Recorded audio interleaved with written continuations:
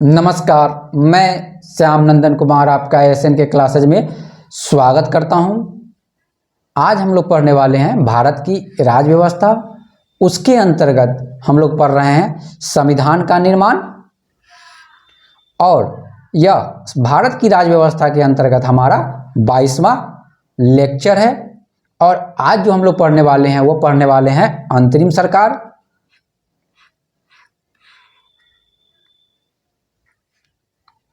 और यह जो अंतरिम सरकार जो हम आज हमारा जो टॉपिक है वो संविधान के निर्माण के अंतर्गत एज ए थ्योरी के रूप में हमारा लास्ट पॉइंट है या लास्ट टॉपिक है। इसके बाद हम लोग देखेंगे 23rd जो लेक्चर होगा हमारा अंतरिम सरकार के आधार पे जितने भी क्वेश्चन एग्जाम में पूछे हुए हैं, प्रश्न उत्तर जो पूछे हुए हैं उसको हम लोग 23rd जो है उसमें देखेंगे, उसका MCQ। और उसके बाद हमारा जो है 23 लेक्चर के बाद हमारा जो है संविधान का निर्माण जो सेकेंड चैप्टर है वो समाप्त हो जाएगा। फिर उसके बाद 24th से हम लोग संविधान की विशेषता के बारे में पढ़ेंगे। तो हम देखते हैं कि अंतरिम सरकार के अंतर्गत किन किन कौन कौन सा पॉइंट हमारे लिए काफ़ी इम्पोर्टेंट है, जो हमारे एग्जाम के लिए काफ़ी इम्पोर्टेंट हो सकते हैं। अंतरिम सरकार सबसे पहले समझते हैं ये होती क्या है। अंतरिम सरकार एक अस्थायी सरकार होती है।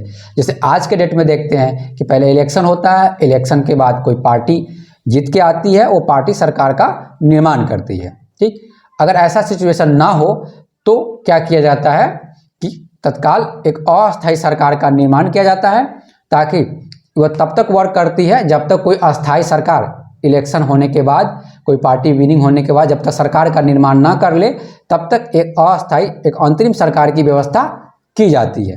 तो ये हमने समझा कि अंतरिम सरकार एक अस्थायी सरकार होती है। एक सिंपल शब्दों में समझे तो एक अस्थायी सरकार होती है जो एक फॉर्मल जो प्रोसेस होता है इलेक्शन का, उसके जरिए ना चुनित होके एक ऐसे ही इनफॉर्मल वे में आपको बनाया जाता है अंतरिम सरकार को, जब तक सरकार एक फॉर्मल वे में चुनित होके ना आ जाए। तो हमने क्या देखा, अंतरिम सरकार क्या होती है, एक अस्थायी सरकार होती है जो कुछ समय के लिए बनाई जाती है। हमने देखा कि अंतरिम सरकार का गठन कैसे हुआ 1946 में। तो हमने देखा इससे पहले वाले कि कैबिनेट मिशन के आधार पे जो 1946 में कैबिनेट मिशन आया था।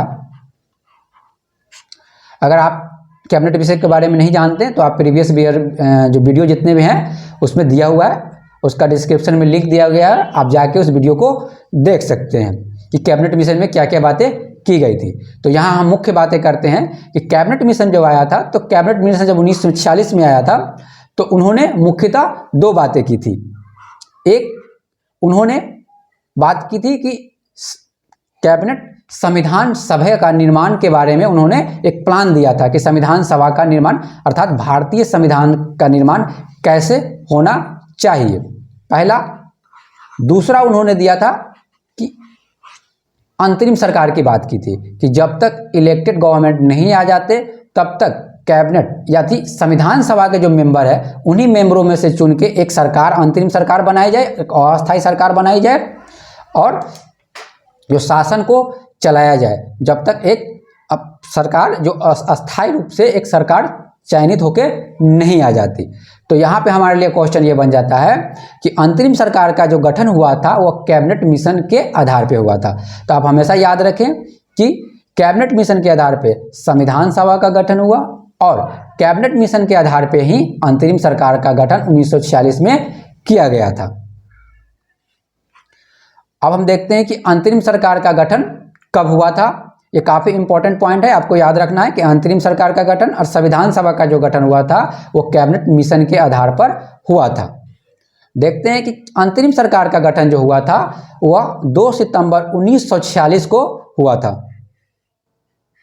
2 सितंबर 1946 को अंतरिम सरकार की गठन की गई थी। क्यों की गई थी? शासन करने के लिए, जब तक कब तक, जब तक एक इलेक्टेड गवर्नमेंट चयनित होके ना आ जाए। और इनमें जो मेंबर थे, अंतरिम सरकार में जो मेंबर थे वह किससे थे? संविधान सभा के जो मेंबर थे उन्हीं में से चुन के जो आए थे। इसमें हम नीचे देखेंगे कि कौन कौन से मेंबर संविधान सभा के अंतरिम सरकार में थे और क्या क्या उनको विभाग दिया गया था। जब अंतरिम सरकार का जब गठन हुआ तो शुरू में मुस्लिम लीग, आपको बता दें कि मुस्लिम लीग शुरू में इसमें शामिल होना नहीं चाहते थे, लेकिन बाद में वो जाके अंतरिम सरकार में शामिल हुए और उनमें जो है 5 मुस्लिम लीग के सदस्य थे। क्वेश्चन बन सकता है कि अंतरिम सरकार जो गठन हुआ था 1946 में, उसमें मुस्लिम लीग के कितने सदस्य थे? 5 सदस्य थे, जिसमें काफ़ी इंपॉर्टेंट जो व्यक्ति थे वो थे लियाकत अली। देखेंगे इनको कौन सा विभाग दिया गया था अंतरिम सरकार में। जब शुरू में हमने बताया कि मुस्लिम लीग जो कैबिनेट जो अंतरिम सरकार बनी थी उसमें शामिल होना नहीं चाहते थे, ठीक। इसलिए क्या किया गया कि कांग्रेस का जो कैबिनेट जो संविधान सभा के जो मेंबर थे मुस्लिम लीग को छोड़कर एक अंतरिम सरकार का गठन कर चुके थे।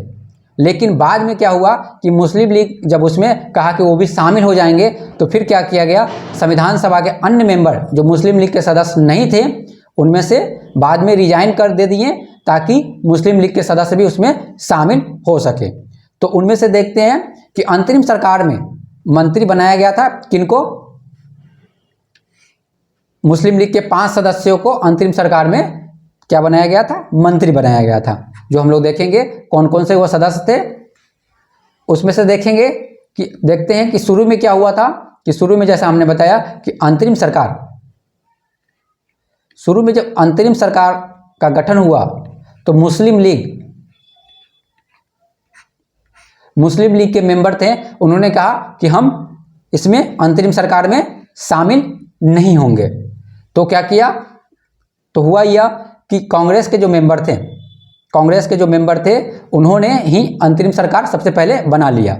लेकिन बाद में जब उन्होंने बोला, मुस्लिम लीग के सदस्य ने बोला कि हम शामिल होना चाहते हैं, गवर्नर उस समय के थे, उन्होंने काफ़ी प्रेशराइज किया उनको कि आपको अंतरिम सरकार में शामिल होना चाहिए। उन्होंने कन्विंस किया, तो बाद में मुस्लिम लीग के सदस्यों ने बोला कि ठीक है हम अंतरिम सरकार में शामिल होंगे। तो अब क्या हुआ कि कांग्रेस के कुछ मेंबर को वहां से हटाया गया, अर्थात कांग्रेस के कुछ मेंबर जो थे वह अंतरिम सरकार से रिजाइन दे दिए। उनमें से 3 मुख्य थे, कौन? सैयद अली जाहिर, शरद चंद्र बोस, सर सफात अहमद खां। ये 3 को हटना पड़ा, अर्थात रिजाइन देना पड़ा। उसके बाद 5 जो सदस्य हुए मुस्लिम लीग से आए। तो आपसे क्वेश्चन पूछा जा सकता है या पूछा गया है एग्जाम में कि मुस्लिम लीग के जो सदस्य शामिल हुए तो उसमें से कांग्रेस के या संविधान सभा से 3 कौन कौन से मेंबर रिजाइन दिए थे? तो वह थे मेंबर सैयद अली जाहिर, शरद चंद्र बोस, सर सफात अहमद खां जो थे, या इन्होंने रिजाइन दिया, तभी जाके फिर 5 मेंबर जो है उसमें शामिल हुए, कौन? मुस्लिम लीग से। अब हम लोग देखते हैं कि अंतरिम सरकार जो बनी थी उसमें टोटल जो मेंबर थे वो कितने थे? 14, अर्थात 14 मेंबर थे जो अंतरिम सरकार बनी थी। उसमें हम लोग देखते हैं जवाहरलाल नेहरू, जितने भी मेंबर थे इनको कौन कौन सा जो है मंत्रालय दिया गया था उसको देखते हैं हम। काफ़ी इंपॉर्टेंट है, अंतरिम सरकार में पूछा जाता है कि इनमें से कौन मेंबर थे अंतरिम सरकार में, इनमें से कौन मेंबर नहीं थे, ठीक। एग्जाम के लिए काफ़ी इंपॉर्टेंट है यह। अंतरिम सरकार जो 1946 में गठी हुई थी, अंतरिम सरकार क्या होती है? एक अस्थायी सरकार होती है। हमेशा ध्यान रखें, अंतरिम सरकार कुछ समय के लिए बनाई जाती है, एक अस्थायी सरकार होती है। इलेक्शन के द्वारा प्रॉपर प्रोसेस से नहीं आते हैं, ठीक। क्यों बनाई जाती है? तत्काल जब तक एक सरकार एक जो नियुक्त होकर जब तक एक सरकार ना आ जाए, चयनित होकर जब तक एक सरकार ना आ जाए, तब तक शासन करने के लिए एक अंतरिम सरकार का गठन किया जाता है। तो इसमें हम देखते हैं कि अंतरिम सरकार जो 1946 में बनी थी, किसके आधार पर बनी थी? जो कैबिनेट मिशन में जो बताया गया था उसी के आधार पर बनाया गया था। अंतिम सरकार में जो मेंबर थे जिसको देखते हैं, तो पहले थे जवाहरलाल नेहरू, इनको जो विभाग दिया गया था राष्ट्रमंडल संबंध एवं विदेशी मामले जो दिया गया था, किनको दिया गया था? ये दिया गया था जवाहरलाल नेहरू को।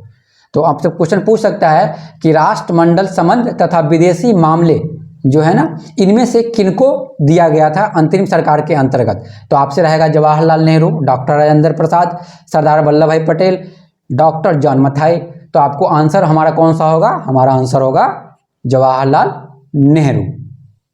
तो हम देखते हैं कि जवाहरलाल नेहरू को जो विभाग दिया गया था वो कौन दिया गया था? राष्ट्रमंडल संबंध तथा विदेशी मामले। एक क्वेश्चन और बनता है कि अंतरिम सरकार के अध्यक्ष कौन थे?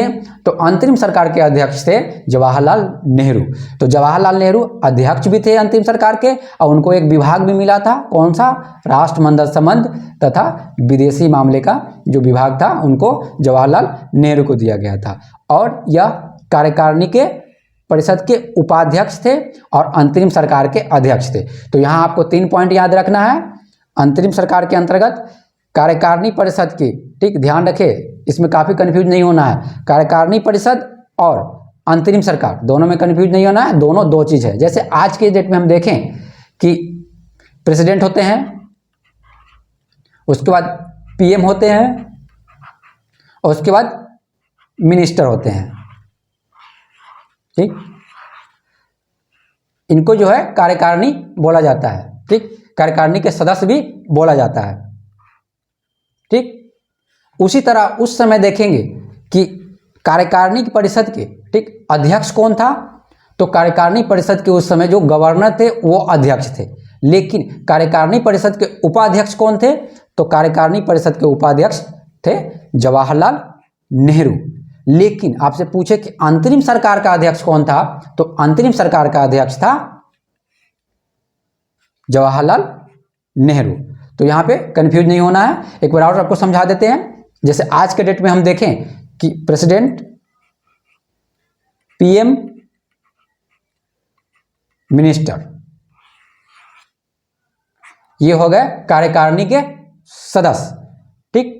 कार्यकारिणी के सदस्य में अगर पूछा जाए कि इसका अध्यक्ष कौन होगा, तो हमारे प्रेसिडेंट हो जाएंगे। उसी तरह उस समय अगर कहा जाए सरकार का अध्यक्ष कौन होगा, तो कौन होगा? उसका अध्यक्ष होगा प्रधान, क्या होगा? हमारे प्राइम मिनिस्टर होंगे, ठीक। आज के डेट में बोले तो नरेंद्र मोदी, श्री नरेंद्र मोदी। तो अगर सरकार का अध्यक्ष पूछे आज के डेट में तो कौन होगा? आज के परिप्रेक्ष्य में हम देखते हैं सरकार का अध्यक्ष कौन होगा, तो उसका अध्यक्ष होगा पीएम होगा। और पीएम कौन है आज के डेट में? तो नरेंद्र मोदी। और अगर कहा जाए कार्यकारिणी के अध्यक्ष कौन है, तो उस आज के डेट में जो प्रेसिडेंट है वो होंगे। तो उसी तरह सेम प्रोसेस में आप देखें तो कार्यकारिणी परिषद के अध्यक्ष कौन थे? तो कार्यकारिणी परिषद के अध्यक्ष उस समय, क्योंकि प्रेसिडेंट हुआ नहीं करते थे, उसमें गवर्नर होते थे सबसे हाईएस्ट पोस्ट पे। तो कार्यकारिणी परिषद के जो अध्यक्ष होंगे, उस समय के गवर्नर जो भी रहे होंगे वो होंगे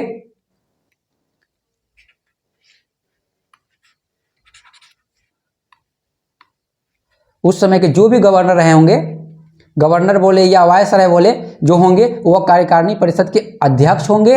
लेकिन कार्यकारिणी परिषद के अगर कहा जाए उपाध्यक्ष कौन थे? उपाध्यक्ष अर्थात उस समय के पीएम कौन थे? तो जवाहरलाल नेहरू अंतरिम सरकार में, ठीक। हम यूं कहें कि अंतरिम सरकार में प्रेसिडेंट, पीएम कौन था, प्रधानमंत्री कौन था अंतरिम सरकार का? तो वह थे जवाहरलाल नेहरू, ठीक। यहाँ पे कंफ्यूजन है, काफी बच्चे कंफ्यूज रहते हैं कार्यकारिणी परिषद और अंतरिम सरकार में, ठीक। जब भी क्वेश्चन पूछे कि कार्यकारिणी परिषद के अध्यक्ष कौन थे, तो जो गवर्नर होगा वो गवर्नर मारना है, वहां पे आपको जवाहरलाल नेहरू नहीं मारना है। लेकिन वही पूछ दे कि अंतरिम सरकार में अध्यक्ष कौन थे, तो अंतरिम सरकार के अध्यक्ष आपको कौन थे? जवाहरलाल नेहरू थे। 1946 का जो अंतरिम सरकार गठित हुआ था। चलिए तो हम देखते हैं। आई होप आपको यह समझ में आ गया होगा। अगर नहीं समझ में आया हो तो आप कमेंट में अपने क्वेरी को डाल सकते हैं, हम कोशिश करेंगे उसका आंसर देने की। चलिए तो हम देखें यहाँ पे अंतरिम सरकार के अंतर्गत जवाहरलाल नेहरू, उनको जो विभाग दिया गया था राष्ट्रमंडल संबंध, विदेशी मामले, वो क्या थे? कार्यकारिणी परिषद के अध्यक्ष थे, उपाध्यक्ष थे, अध्यक्ष नहीं उपाध्यक्ष थे, अंतरिम सरकार के अध्यक्ष थे। अब देखते हैं दूसरे विभाग। डॉक्टर राजेंद्र प्रसाद को क्या मिला था? खाद्य एवं कृषि। सरदार वल्लभ भाई पटेल को गृह, सूचना एवं प्रसारण मंत्रालय मिला था। डॉक्टर जॉन मथाई को क्या मिला था? उद्योग एवं नागरिक आपूर्ति। ये सारे विभाग दिए गए थे। क्या इसको रटना इंपॉर्टेंट है? हाँ, काफी इंपॉर्टेंट है, एग्जाम में पूछे जाते हैं, ठीक। जगजीवन राम को क्या मिला था? श्रम मंत्रालय। सरदार बलदेव सिंह को रक्षा। CH भाभा को क्या मिला था? कार्य, खान एवं ऊर्जा मंत्रालय दिया गया था। C राजगोपालाचारी, शिक्षा एवं कला। काफ़ी इंपॉर्टेंट है, आपको ये याद रखना। एक सरसरी निगाह से 2-3 बार देखेंगे आपको याद हो जाएंगे ये। आसफ अली, रेलवे एवं परिवहन विभाग। लियाकत अली खां, अब यहाँ से देखिए टोटल जो देखेंगे ये मुस्लिम लीग के मेंबर थे, तो आपसे पूछ सकता है कि इनमें से मुस्लिम लीग के मेंबर कौन थे, इनमें से मुस्लिम लीग के मेंबर कौन नहीं थे। ये भी काफ़ी इंपॉर्टेंट है, बनाने का तरीका है, क्वेश्चन ऐसे भी बनाया जा सकता है कि इनमें से मुस्लिम लीग के सदस्य कौन नहीं थे। तो हम देखते हैं, यहाँ से हम लोग देखेंगे कौन कौन से मुस्लिम लीग के सदस्य थे। तो लियाकत अली खां को क्या मिला था, वित्त मंत्रालय मिला था, ठीक, मुस्लिम लीग के सदस्य थे ये। अब्दुल रब निस्तार, डाक एवं वायु, मुस्लिम लीग के सदस्य थे। आई चुंदरीगर वाणिज्य, मुस्लिम लीग के सदस्य थे। ये सब अंतरिम सरकार के मेंबर थे, लेकिन कहाँ से आए थे, किस पार्टी से, तो ये मुस्लिम लीग से आए हुए थे। मुस्लिम लीग से टोटल कितने आए थे, 5 मेंबर आए हुए थे, जिसमें सबसे इंपॉर्टेंट कौन है, लियाकत अली खां। काफ़ी बार पूछा गया एग्जाम में, लियाकत अली खां को कौन सा विभाग दिया गया था, जिसमें दिया गया था वित्त विभाग, या ऐसा पूछेगा कि अंतरिम सरकार 1946 में जो अंतरिम सरकार गठित हुई थी, वित्त मंत्रालय किसको दिया गया था। ऑप्शन में रहेंगे लियाकत अली खां, अब्दुल रब निस्तार, या 2 और ऑप्शन रहेंगे, नन ऑफ दीज भी रह सकता है। तो आपको याद रखना है कि वित्त मंत्रालय जो दिया गया था लियाकत अली खां को दिया गया था। आगे हम देखते हैं, गजफर अली खां को क्या मिला था, स्वास्थ्य मंत्रालय मिला था, ये भी मुस्लिम लीग के सदस्य थे। जोगेंद्र नाथ मंडल को विधि मंत्रालय मिला था, ये भी मुस्लिम लीग के सदस्य थे। तो टोटल मुस्लिम लीग के टोटल मेंबर हो गए 14 अंतरिम सरकार में, इंपॉर्टेंट, जिसमें से 5 कहाँ से थे, 5 थे मुस्लिम लीग से।